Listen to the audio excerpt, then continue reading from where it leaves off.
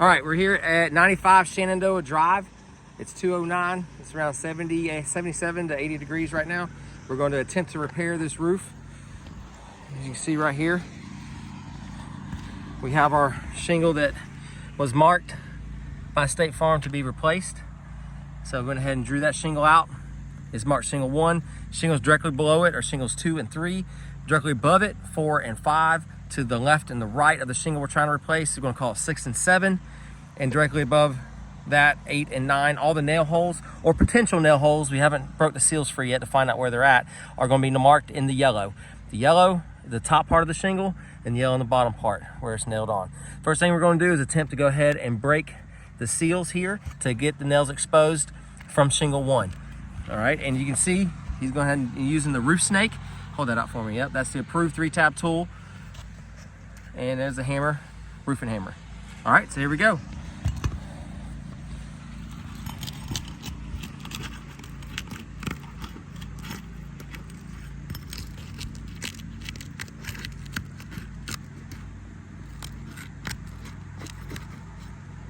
All right, so that's the first row.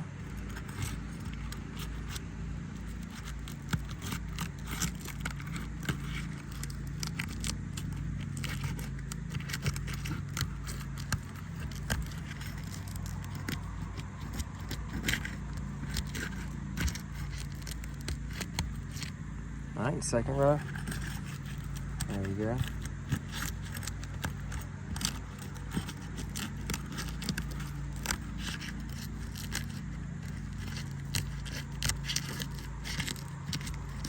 All right, so now he's got all the seals broke. We're gonna go through here and make sure we don't have any mat transfer, which mat transfer is where the shingle above stays bonded to the shingle below. All right, so what we're gonna do is go ahead and check on shingle 1, where we broke it free from the one below it. Oh, so we got a few tears right here. All right, and then let's see, zoom in on that. That is the shingle above that came apart and tore, sticking to the shingle below. All right, here we got some more examples of that right here.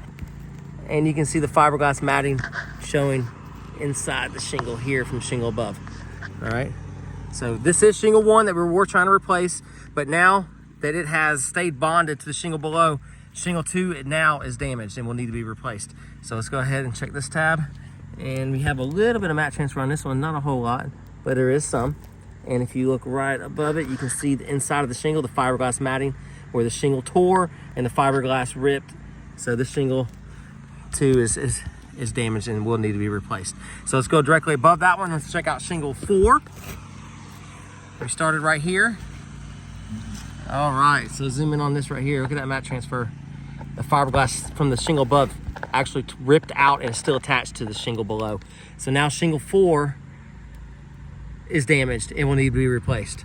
So that's 2 shingles on top of the shingle that we're trying to replace. All right, here we go. We got some more mat transfer. You can actually see the fiberglass where it tore out and ripped from the shingle above. And go ahead and zoom in on the shingle above right now. You can see here fiberglass showing, and right here as well. All right, so that's 2 tabs on shingle 4 being damaged. Now let's look at the last one. Here we go. We got some more mat transfer, and as you can see, we have some more holes on the shingle above where the fiberglass is showing and tore through. And here's a little example. There's a pretty good bit right there. You can see it right here. All right, so now let's check shingle 5, which is directly above the damaged shingle here. Let's see how this one fared. This one, not too bad. All right, it'll say shingle 5 survived. I don't see any damage to it. So we have one shingle that worked out pretty good. Shingle 5 and 6. Yep, shingle 5 and shingle 6 beside it didn't show any damage. Shingle 2, shingle 4 did. Now let's go ahead and check on the second row of nails on shingle 8. See how this one did? We got quite a bit of mat transfer on this one. And again, mat transfer is where the shingle above remained bonded to the shingle below and tore and ripped trying to break the seal. And as you can see, that's just on one shingle right there. Now let's check out the center tab of that shingle. See how this one fared. All right, I don't see a whole lot of mat transfer. There is a little, not much. And you can see, if I zoom in on that right there, and if I go directly above it, you can see where the fiberglass is showing. So that tab was damaged. Check out this one. All right, we got some more mat transfer here. and look directly above it. And you can see where the fiberglass is showing through and where it tore. All right, so that would make shingle 2, shingle 4, shingle 8 that have been damaged trying to repair this one shingle. So what we're going to do now is go ahead and attempt to remove all these nails. Even though we do have several shingles that were damaged as a result of trying to replace this one, we're going to continue with this repair to see if there's any more failure points. All right.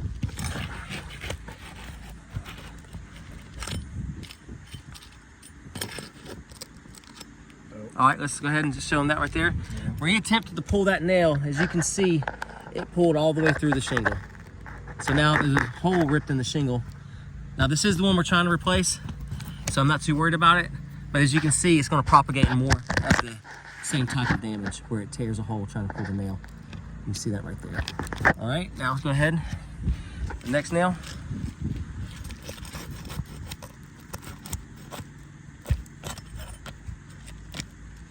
All right, that one came out pretty decent.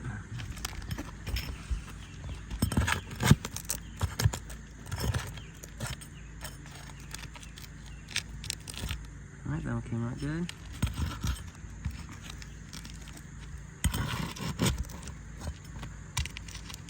All right. Now we're going to attempt to take the top row of nails out.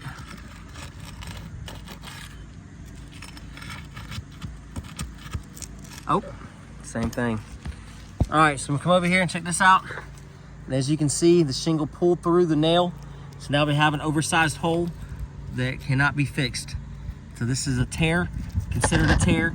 The nail would not come out. You can see where it's still attached. And that we could not pull the nail through the shingle, that the shingle pulled through the nail. All right, continue that one.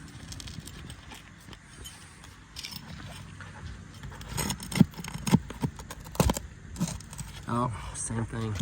All right, as you can see right here, that nail pulled right through. Go ahead and lift it up a little bit. Yep, you can't even see the nail anymore.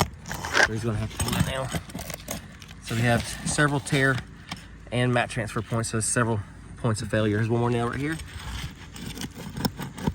Oh, we didn't even have to try before it tore. All right, you can see where that tore right through. He's gonna have to go underneath to pull that nail now.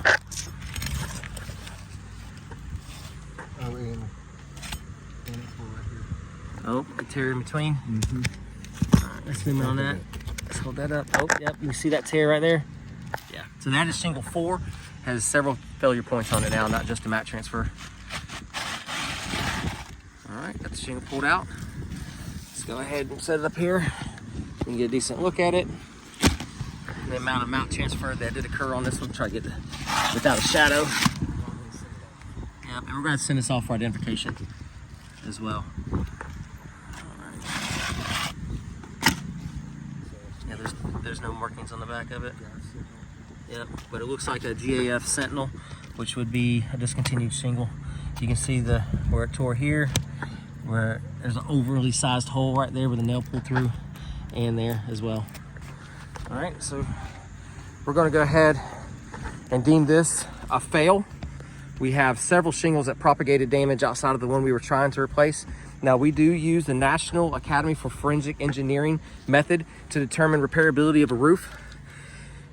So what I'm gonna do is go ahead and mark several areas. Then we have a tear somewhere too. It's probably on the shingle we replaced. No, so it was this one. Oh yeah, here we go. Yep, we got a tear here. Here, you can write this, so. Yeah. T for tear. Yep, and go ahead and mark mat transfer. Yeah, just lift it up, look at it. Yep, mat transfer on that one. Oh yeah. All right, and right here, Mat transfer. yeah, mat transfer. Mat transfer, his mat transfer. Yep. On all of those, yep. And on single 5. Oh, hold on a minute, I think single 5 actually survived. Yep, so single 5 was. 5 survived. Yeah, and 6 was good as well. All right, single 8, we had mat transfer.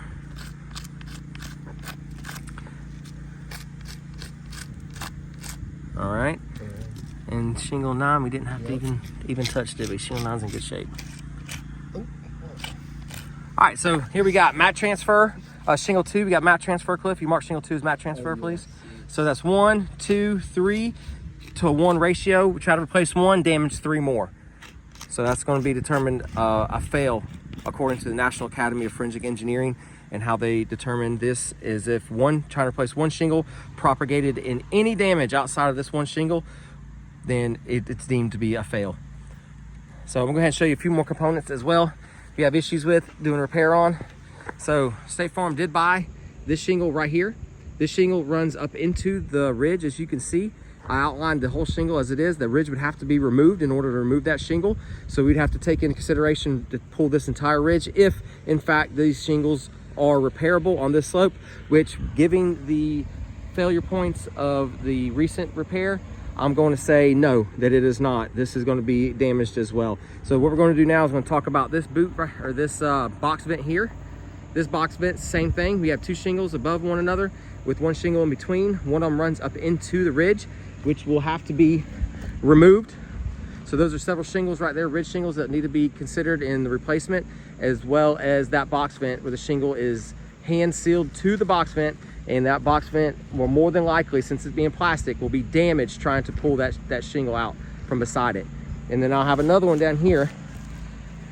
Zoom in right here. We have a boot with a damaged shingle marked by State Farm to be replaced. Now this shingle runs and is hand sealed to this boot. That boot is laying on top of that shingle and has been hand sealed to it and nailed to it. So there would need to be more considered than just this 1 shingle to be replaced. I would need to have to replace a boot and then several shingles around it in order to successfully make that a good repair, given if the roof is in repairable condition. Since it is not, then I'm going to recommend a full roof replacement with the amount of damage and amount of missing and windblown shingles that are on this roof as of right now. And as you can see, the amount of granular loss that's showing here, that this roof is going to be non-repairable condition right as it is right now. So like I said, this is 95 Shenandoah Drive. It's 1209. We have determined that this repair is a fail.